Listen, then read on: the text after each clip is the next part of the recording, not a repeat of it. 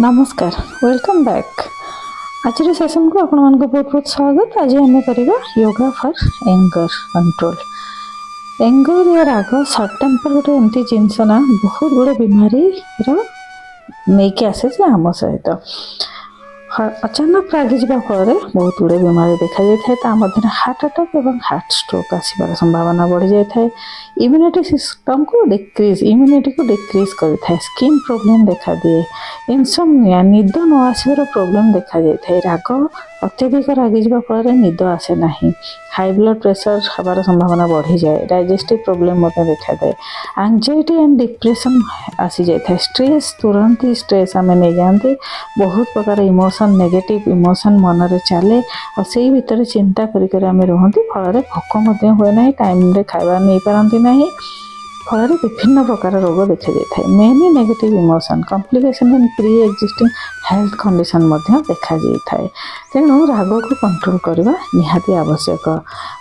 तो आज आम 15 to 20 मिनिट्स आसन गुड़िक करवा प्रत्येक डेली प्रैक्टिस करेंगे तो आपण मनकर राग या एंगर कंट्रोल हो रहा। प्रथम करवा गोमुखासन 3 टाइम्स ओम चैंटिंग। कौन सी भी आम जो योगा करुँच प्रथम 3 टाइम्स ओम चैंटिंग करवा। देन नेक्स्ट आम करवा गोमुखासन।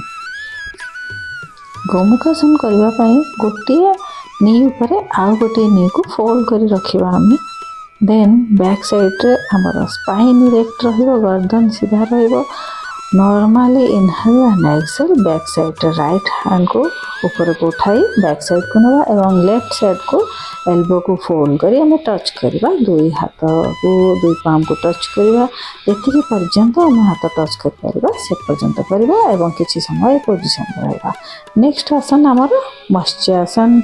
मत्स्यासन करबा पई आमे एल्बो साहाଯ୍य प्रथम रिलैक्स पोजीशन में रही जावा। देन नेक्स्ट आम सोईजा रिलैक्स हो पूरा शरीर को स्ट्रेच करवा।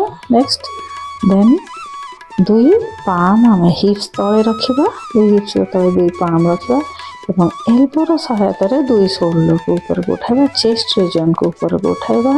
व्हेन इनहेल चेस्ट रीजन को आम ऊपर को उठाइबा एंड एक्सहेल करबा। और यही समय आमर मुंड शरीर मुंड पर्सन जेंटल टच कर ग्राउंड को एवं किसी समय होल्ड कर रखा। Inhale and exhale and when exhale relax. प्रथम आमर हेड को रिलैक्स करवा। देन शोल्डर रिलैक्स करवा। देन दुई हाथ रिलैक्स एवं पूरा शरीर को रिलैक्स कर किसी समय ए पोजीशन रे रेस्ट करवा।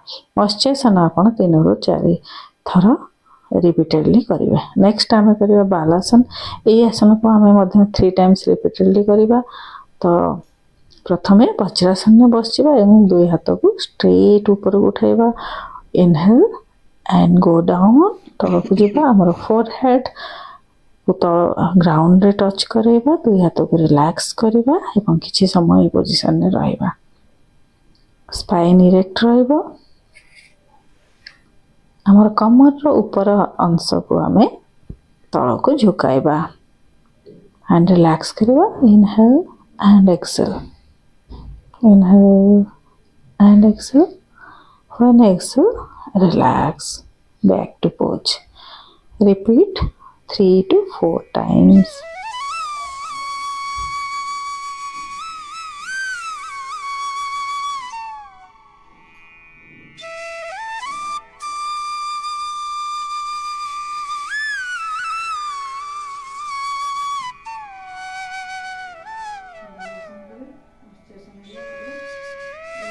सर्वांगासन।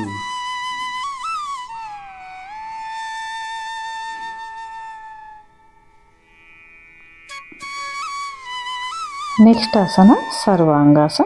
जो मानकर हाई बीपी अच्छी कौन सिजेरियन होइची प्रेग्नेंट अच्छा पीरियड समय यही आसन बिल्कुल करेंगे ना।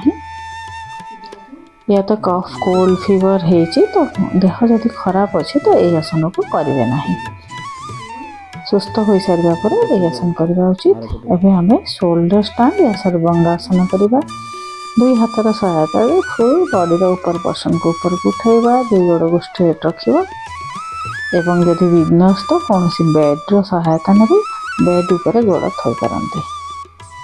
देन रिलैक्स ए पोजिशन को किसी समय होल्ड कर रखियो आपको एवं गोटे आपको रिपीटेडली करियो नै गोटे थर करबा। नेक्स्ट आम करबा भ्रामरी प्राणायाम। दु कानर होल को हल्का भाव में बंद करबा एवं लॉन्ग डीप ब्रेथ नबा। बहुत गहरा सांस भीतर को नबा। नाभि स्थल श्वास को आम नबा एवं जिते ब्रीथ आउट करबा आम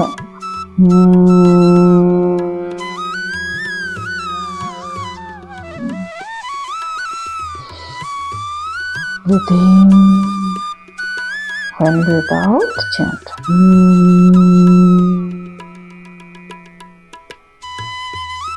भ्रामरी प्राणायाम आम 3 to 5 times करबा repeatedly and relax.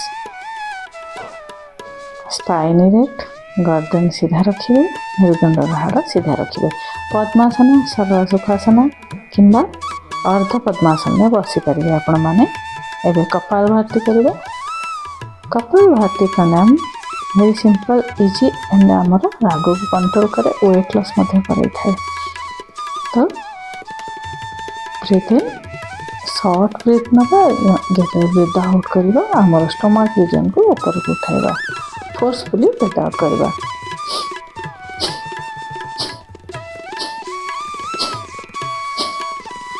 And relax 20 times कर सारा पर रिलैक्स हवा। Then again 20 times.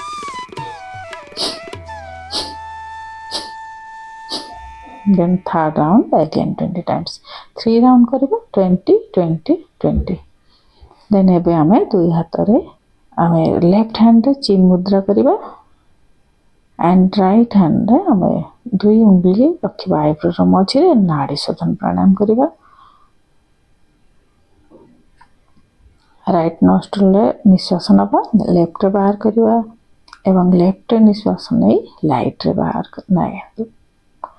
लेफ्ट रे निश्वास नै राइट नोस्ट्रल रे breathe out. Breathe in left nostril and breathe out right nostril. एपरि हमें 7 राउंड करबा। यही प्राणायाम मन को शांत रखे।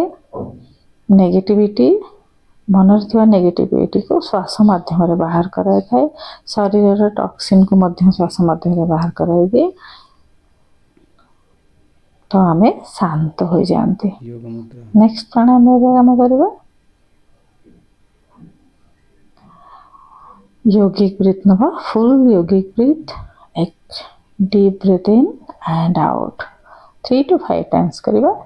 एबे चिन मुद्रा विथ चिन मुद्रा रे बसिबा।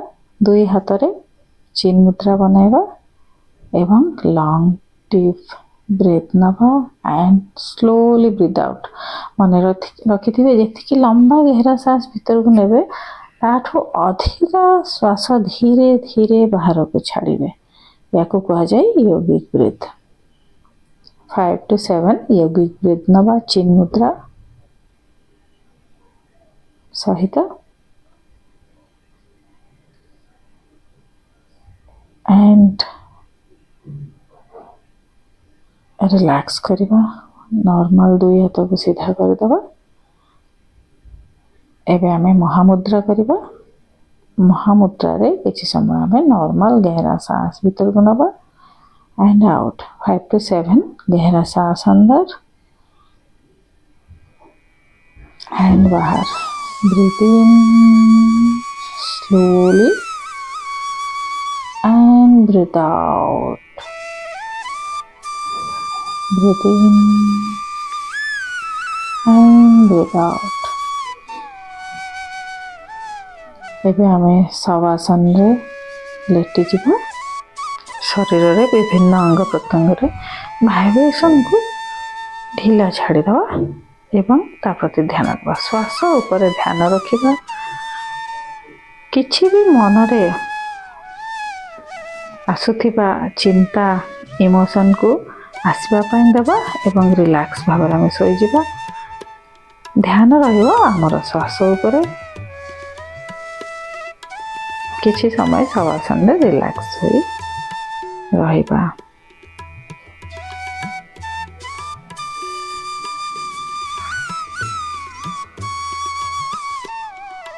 ଶରୀରର ବିଭିନ୍ନ ଅଙ୍ଗ ପ୍ରତ୍ୟଙ୍ଗ ଉପରେ ଧ୍ୟାନ ଦେବା। 2 ପାଦ। ଦେନ୍ ଏବେ 3 times ନାଡି ଶୋଧନ ପ୍ରାଣାୟାମ କରିବା।